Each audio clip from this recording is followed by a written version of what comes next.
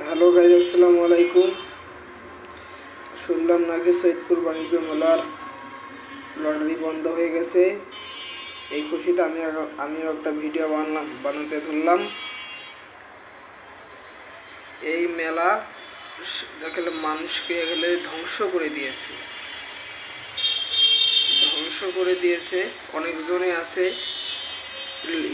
Lottery কেটেছে ঋণ করে, আবার অনেকজনে আছে লোন উঠে কেটেছে, অনেকজনে আছে গরু বেচাইছে, ভ্যান বেচাছে, আরও অনেকজনে আছে মোটরসাইকেল বেচে সোনার লোভে লটারি কেটেছে।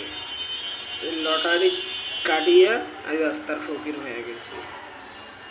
আপনারা কেমন খুশি হয়েছিল এই লটারি বন্ধ করিয়া অবশ্যই কমেন্টে বলবেন, আর বেশি বেশি করে এই ভিডিওটা শেয়ার করবেন, আর ভালো থাকবেন।